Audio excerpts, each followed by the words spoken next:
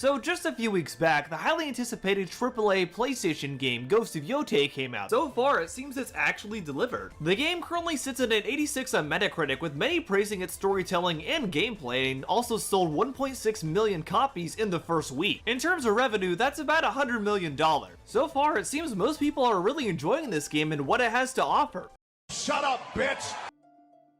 So about a few weeks after my Ghost of Yotei video, I was informed in the comments section about a response video from this guy named OtterlyNoah, who not only responded to my video but also responded to what Griffin Gaming said in his review of Ghost of Yotei, in which oddly enough, he neglected to tag either one of us in the title or his video description, almost as if he didn't want us to find out about his video. Anyway, OtterlyNoah made a lot of assumptions and bad faith arguments that weren't surprising in the least. This is usually the typical MO from people who have made video responses to me before. So I'll be debunking most of what he said, because some of his points aren't worth wasting time on, and what I will be addressing can also apply to the other nonsense that he said in his video. So with all that being said, let's see how PB&J Otter shills for his favorite woke slop of the month, Ghost of Yotei. Oh sorry, I meant Ghost of Antifa. Roll the crap! But believe it or not, Griffin isn't even the only person that has made a very bad faith review of Ghost of Yotei. Another anti-woke game reviewer who also did this is none other than RevenantRemnant, who honestly I think had an even worse review than Griffin somehow. I mean, the tagline he used on his thumbnail kind of speaks for itself: Ghost of Antifa. Yep, that's the actual thumbnail for this video. I think that already says a lot. Let's see what he had to say in the game overall. It's astonishing to see so many people shill for a game like Ghost of Yotei, or rather, Ghost of Antifa. Okay, first off, that tagline, Ghost of Antifa, are you trying to claim that Ghost of Yotei is Antifa propaganda now? It was bad enough with Griffin's lies about this game, but now are you gonna do the exact same thing here? Well, my video in particular wasn't actually a review, and also for the record, I think Griffin Gaming did a good job breaking the game down in his review of Ghost of Antifa. And no, me calling Ghost of Yotei Ghost of Antifa is not because I am trying to say the game itself is Antifa propaganda, but rather it's a joke referring to the proud Antifa terrorist group member Erika Ishii. This game does nothing new whatsoever.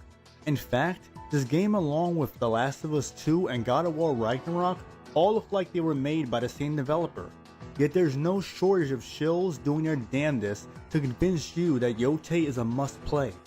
While this type of buffoonery is not surprising, it is rather sad, because this shameful display of dick-sucking for Ghost of Antifa really illustrates how far gaming has fallen, and how a certain group of gamers are aiding in further destroying gaming. Oh really? How exactly are people that enjoy the Ghost games killing gaming here? These are two pretty unique gaming experiences that really stand out in the last 5 years of PlayStation overall. And there is a reason that these are now the two most successful Sucker Punch games of all time. Before making the Ghost game, Sucker Punch had previously made Sly Cooper and Infamous for Sony. And while I absolutely missed those games, and I kinda wish those franchises come back at some point, it is very clear that these games have been very financially successful for the studio. And the Ghost of series has very quickly turned into their most profitable franchise, with the first game selling over 13 million copies, which in terms of revenue brought in about $357 million for the studio. I think it's pretty clear that most people have spoken with their wallets, and no, these games are clearly not killing gaming whatsoever. If anything, they're pushing the medium forward in cool, creative new ways while still keeping it very profitable. People can express their displeasure with those who continue to consume games that are propaganda slop disguised as video games,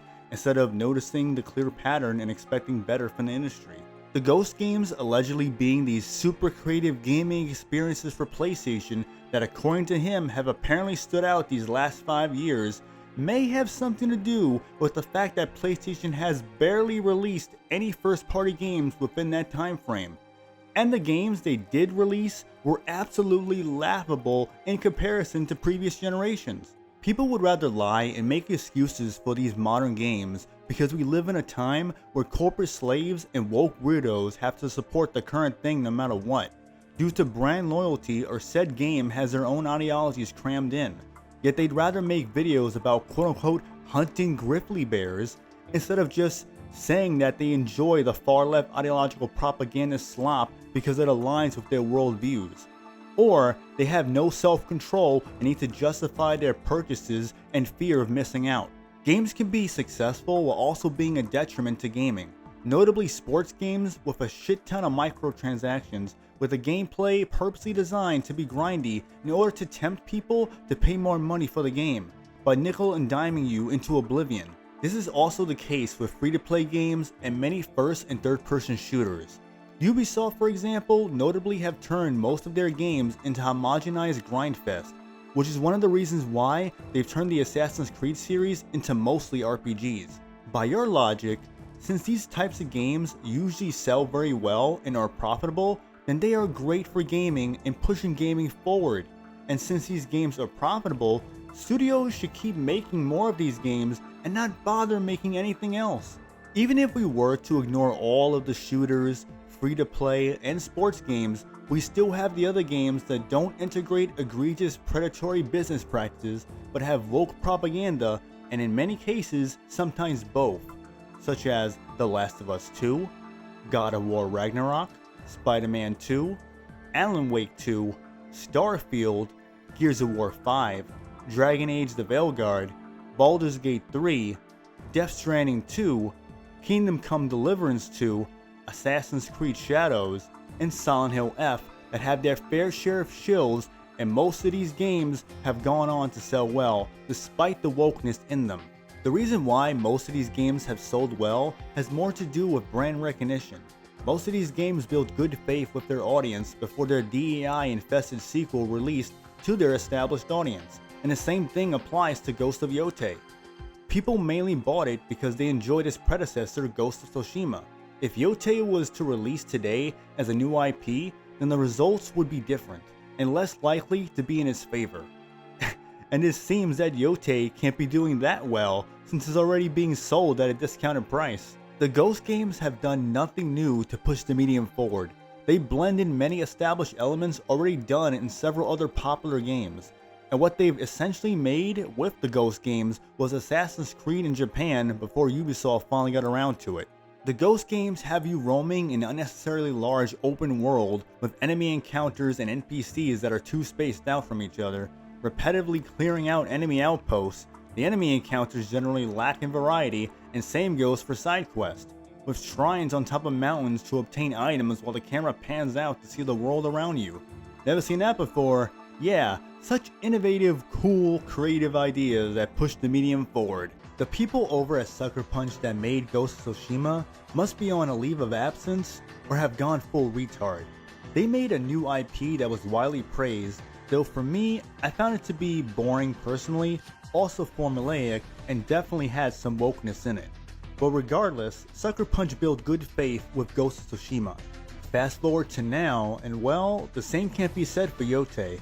I mean, from the start, the reveal trailer told me all I needed to know about the game. What, because there was a woman in the trailer? Is that it? Is that why you think this game is quote-unquote woke propaganda? Because it has a female samurai in the trailer? This is a very, very common tactic for grifters overall. Oftentimes, they'll try to sell you on their own ideology about a game, film, or some other piece of media before it even comes out. This guy has made it very clear that he already made up his mind about this game when the trailer came out before he even had a chance to play it. Rather than just going into this game with an open mind, he's already made it very clear that he has his talking points ready for this game and had them ready when he saw the trailer for it. He's already giving us a big signal that he's not gonna offer any real critical analysis of Ghost of Yotei whatsoever. It's not simply because the protagonist is a female.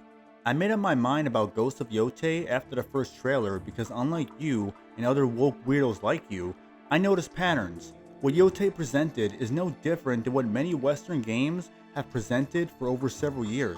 For example, this happened with The Last of Us 2, Spider-Man 2, Alan Wake 2, Dishonored 2, Gears of War 5, Assassin's Creed Shadows, and Ratchet & Clank Rift Apart, where these games all had a female or minority as the protagonist or shared a spotlight as a deuteragonist, where conveniently enough also happened to have propaganda messaging that the previous games in the series did not have, or at least not as much blatant propaganda compared to the sequels.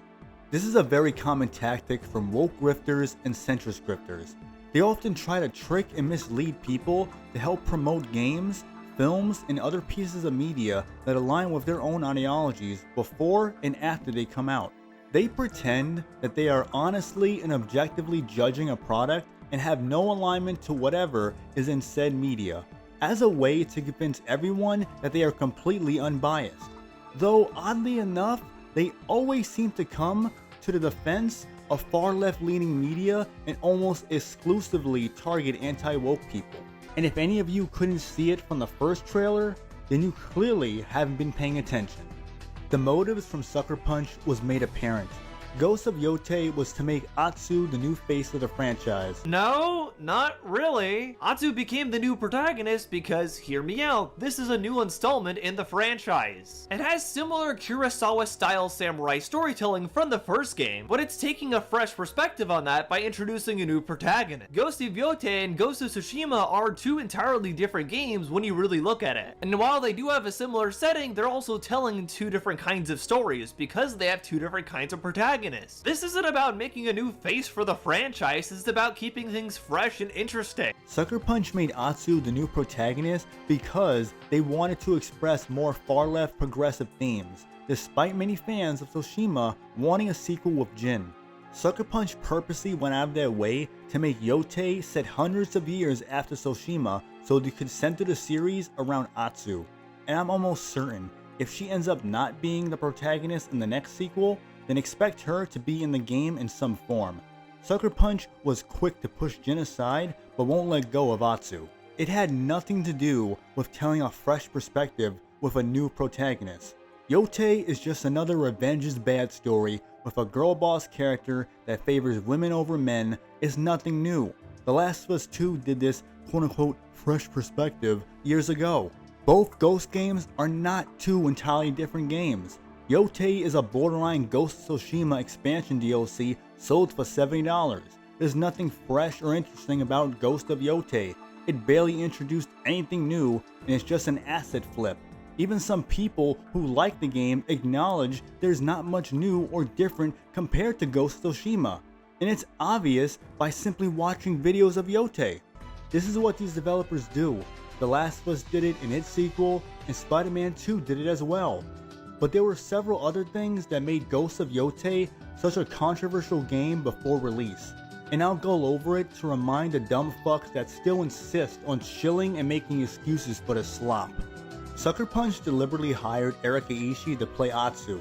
They could have went with Atsu's Japanese voice actress or someone else. Oh great, he's showing the exact same picture that Griffin Gaming showed. Wow, what a shock. And he's even trying to make the same points about the Japanese voice actor in the English one. I swear, all these anti-woke grifters are exactly the same. They always parrot the exact same talking points off of each other.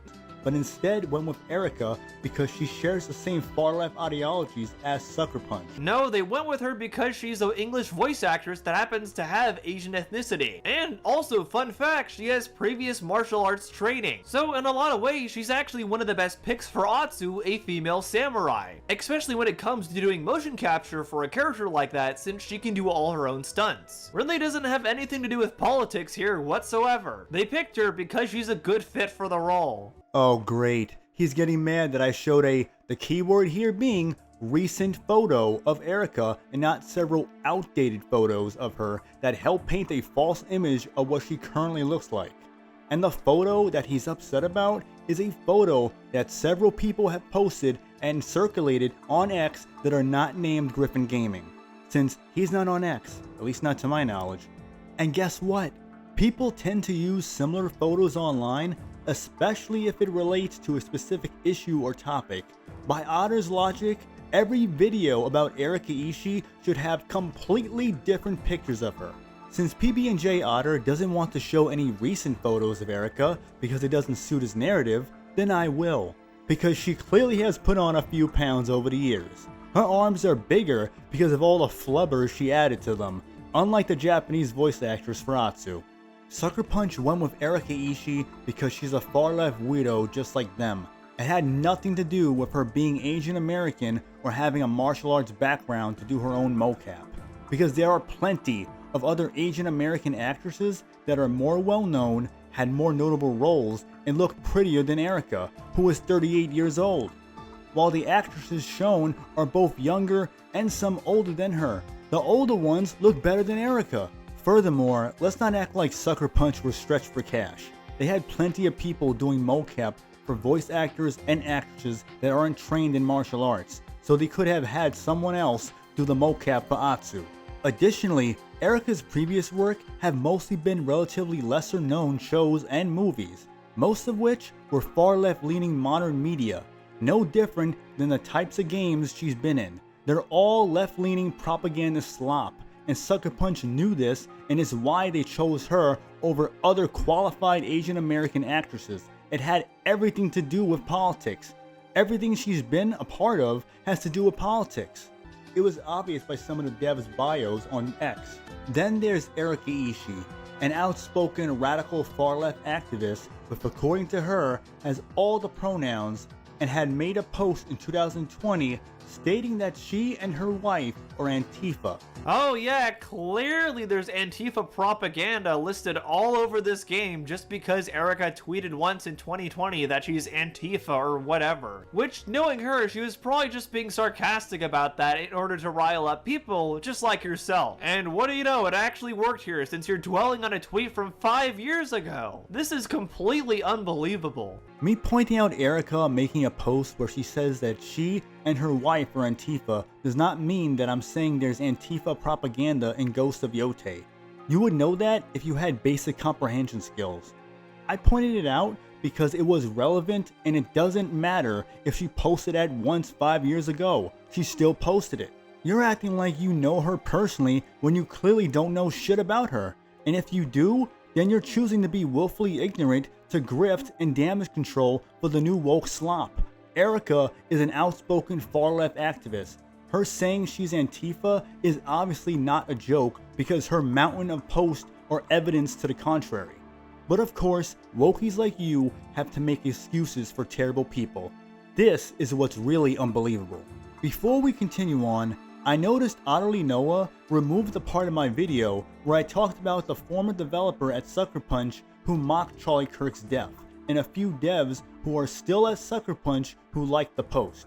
It was obvious by some of the devs' bios on X. Then there's Erika Ishii.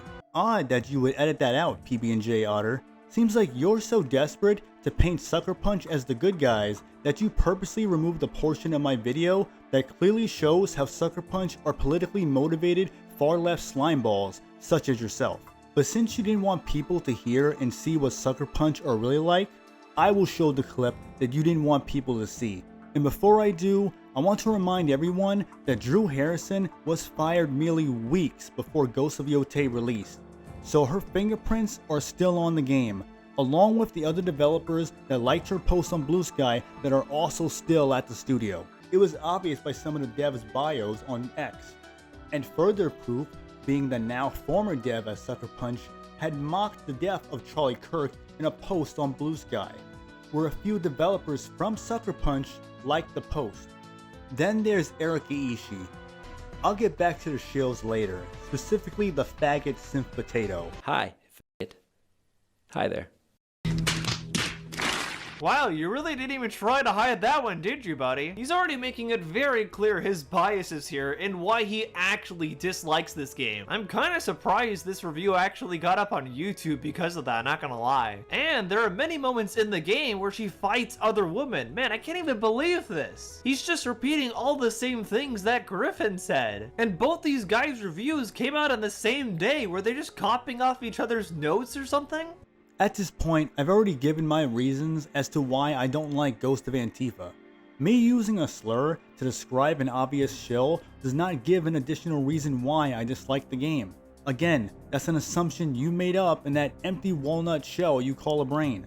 If I had called Synth Potato a bitch, would you assume that means I hate women? I mean, you already assumed that anyway because you made it clear that anyone who dares to criticize this game, specifically the protagonist, are sexist women haters because you can't fathom that there's other reasons why people dislike this game. Atsu emasculates men in the game. Her howling ability is introduced by initiating the command on a bunch of men. and she fights a group of men at a tavern by challenging them to a fist fight. All of which was done to display how great of a girl boss Atsu is, and also totally unrealistic for a game trying so hard to push its realism. My talking points being similar to Griffin Gaming is because we both notice patterns and see through the subliminal messages, and we're not the only ones who notice this stuff. It's not our fault that you can't because you want to act like a virtue signaling furry consumer pig that shills for the shiny new thing. As for you saying our videos were uploaded on the same day, that's a lie, because as you can see, Griffin's video was uploaded October 5th, while my video was uploaded on October 9th. Now since when did the 5th become the same day as the 9th? There's obvious differences in our thumbnails and the things that were said in both videos. And his video was a review, while mine clearly was not. There was nothing to copy off of, since there were streams and posts of Yotei that reconfirmed what I already knew and discussed in my first Ghost of Yotei video from September 26, 2024. But for now, there's the matter of what makes Ghost of Antifa woke.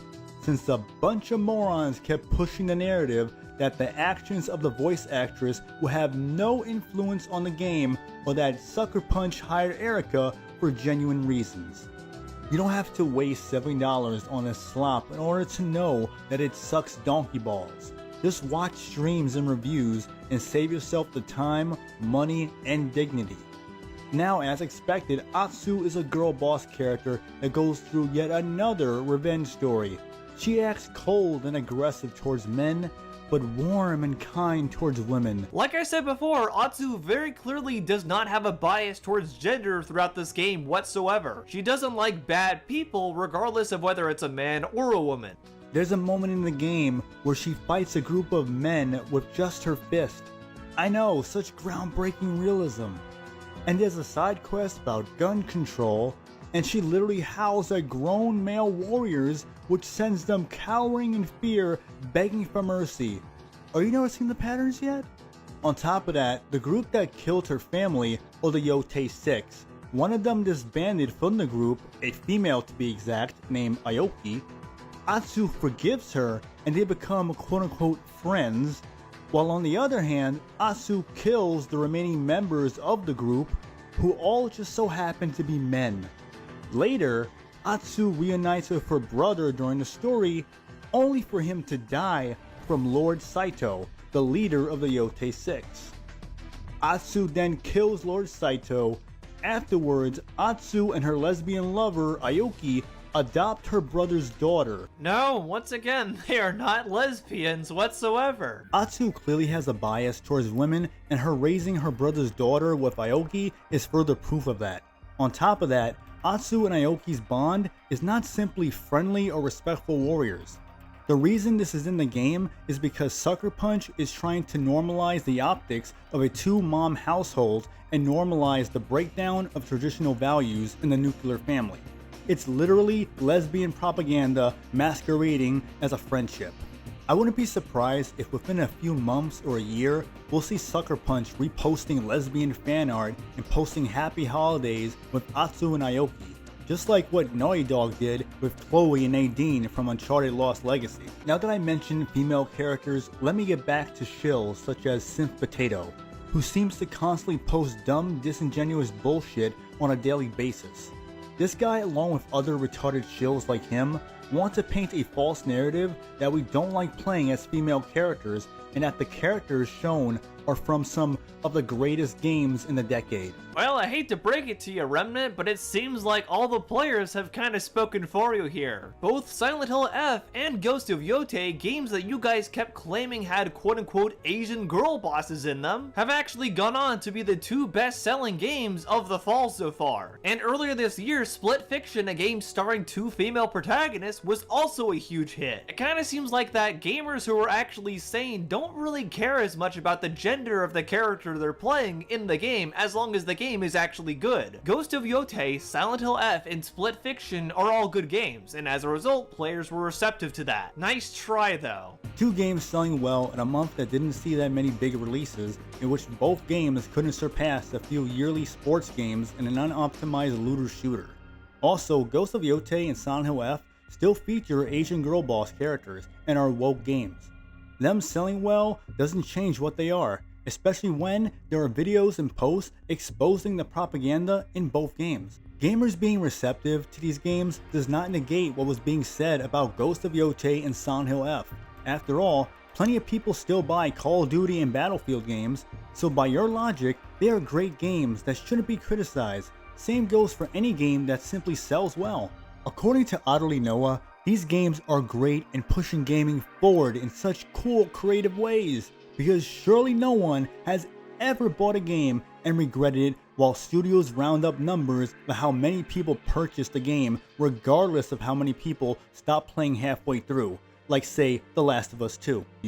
Is that we like playing as good female characters, ones that are well written with cool designs that stand out, accompanied with fun combat and striking level designs, and female characters in games that don't have woke ideological nonsense that ruins the characters and the games as a whole. So right here, he already kind of shows his hand by calling Eve from Stellar Blade a quote-unquote well-written character. This is ironic because if you actually play Stellar Blade, Eve is one of the least fleshed out characters in the entire game. Heck, in all honesty, even Lily gets more development than her. The real draw of Stellar Blade is very clearly the gameplay and other things as well. I think Remnant made it very clear his biases towards female characters when showing these characters that he did here. He doesn't care about playing as well-written female characters, he just wants one he can goon to, which in all honesty ends up being the case with a lot of the anti-woke grifters overall. Is that? Is that? Is that? Is that? Is that right? Wrong, buddy boy. I'm not interested in gooning to female characters because I'm gay. Even if Eve was real, she wouldn't do anything for me. But I will say that despite me being gay, I like pretty female characters with nice assets. And I would much rather play as characters like Eve over characters that look and act like Atsu. So you and your audience were way off by thinking I'm some homophobe that goons to female characters. As for your bogus claims that Eve is not a well-written character, she actually is, and I'll explain why.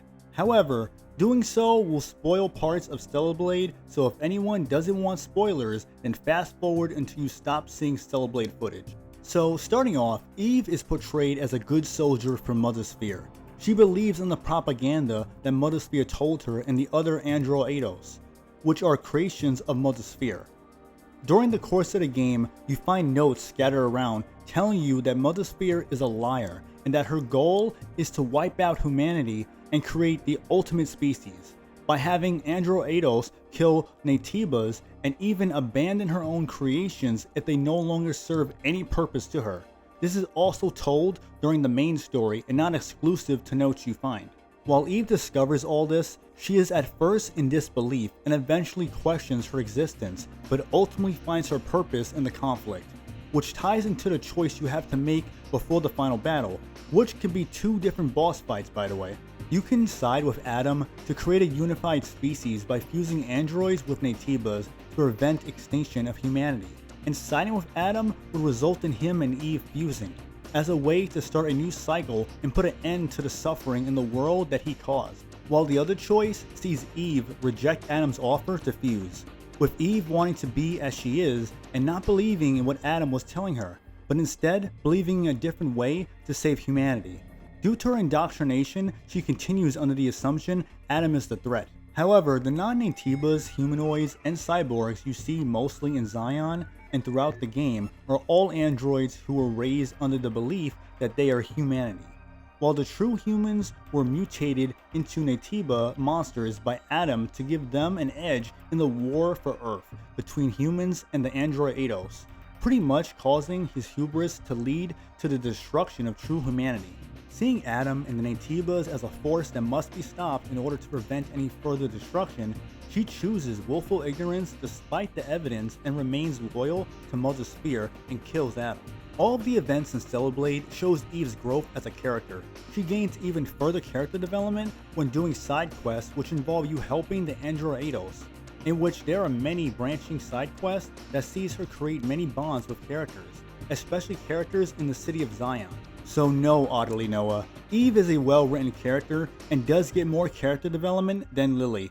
Maybe you should have been paying attention instead of thinking of ways to goon to Eve, you naughty little otter. I also like how you ignored the other games I showed and went to Stellar Blade because you think since it's not a 40-hour open-world grindfest starring a Neanderthal as a female character with boring fetch quests, slow walking with expedition dumps, gazillion cutscenes, 20-minute horse rides, and fish cooking, that means that a game like Stellar Blade doesn't have a well-written female protagonist. That's awfully shallow, Mr. Virtue Signaler. The characters I showed in my video weren't addressed by you. Perhaps you're unfamiliar with those characters because you probably started gaming when the PS4 and Xbox One released in 2013. But for the sake of it, I'll show more female protagonists and playable characters that I think are well written and designed. Maybe you'll address more than one character. There's characters such as Nilin from Remember Me, Velvet from Tales of Berseria, Lightning from the Final Fantasy XIII trilogy, Dagger from Final Fantasy IX, Ash from Final Fantasy XII, Bastila from Star Wars Knights of the Old Republic, Kriya from Star Wars Knights of the Old Republic 2, Ellen from Kingdom Under Fire Heroes, Whisper from Fable, Hammer from Fable 2, Teresa from Fable 1, 2, and 3, Morrigan from Dragon Age Origins, Seth from Lost Odyssey, Claire from Resident Evil 2, Code Veronica, and Revelations 2, Sheva from Resident Evil 5, Elena from Uncharted 1, 2, and 3, Kaine from Nier, A2 from Nier Automata, Polka from Eternal Sonata, and Trip from Enslaved Odyssey to the West. You know what's insane? People like this, who are shilling for a game starring an Antifa member who openly hates white people and law enforcement. Oh wow, really? When did she ever say that? You mind showing some evidence of that, buddy? I love how he's just making these claims without actually bothering to back them up at all. The grift is absolutely real. Yeah, I'll show proof of that. Here, she clearly hates law enforcement and insinuated disdain towards white people. She has a riverbank of posts of her being a radical far-left activist. Also, I find it funny you talk about grifting so much when currently my channel is not monetized despite me being able to have it monetized whenever I want. Nor do I have a Patreon or any donation links, unlike you do. And I don't have several ads on my videos aside from anything YouTube does on its own due to clips or music that may be copyrighted, in which I don't receive a dime from either way. It goes to whoever claimed the videos, which can't be said about you. But hey, the grift is absolutely real. Gotta support that Patreon, right? Special thanks to all my YouTube members and patrons who are all listed here currently. I appreciate all of you pitching in with the extra monetary support to keep me doing what I do here. It definitely means a lot. No wonder journalists are loving this woke slop. Despite IGN surprisingly pointing out the obvious with Sony games having revenge stories, the media will create fake hype along with the shills, another industry plant just like Expedition 33 and Metaphor ReFantasio. Or, and hear me out, maybe people are actually excited for the game and aren't industry plants. Gee, that's a profound concept there, huh? People can be allowed to like a game, and they don't just have to be some kind of marketing tool for a company, which, by the way, is an insane conspiracy theory to come up with to begin with. Of course people can be excited for Ghost of Yotei, just like people cannot be excited for it either. However, there are obvious shills that are not pushing for this game solely based on excitement. And shills are not the same as paid shills. There is a clear difference, and there is a clear reason why I call people shills and not paid shills. There goes your lack of comprehension rearing its ugly head again. No amount of gaslighting will sway me to play Ghost of Antifa. Maybe the lo-fi beats will persuade Tyrone and LaQuisha, or maybe Synth Potato's amazing gameplay clip of him pelting firebombs at a bear standing stationary from a distance in a pitch black void of an environment will silence the naysayers. We've seen this all before, and it's tiresome. Gaming has barely progressed since 2015. Oh, really? So let's look at some games from 2015 here, shall we? So you're telling me that gaming hasn't evolved beyond Mortal Kombat 10, Star Wars Battlefront, the EA version, Angry Birds 2, Chibi Robo Ziplash. Oh boy, Scott the Woz won't be happy about that. And you want to talk about cartridge-shaped garbage? Take a gander at Chibi Robo Ziplash. This game blows.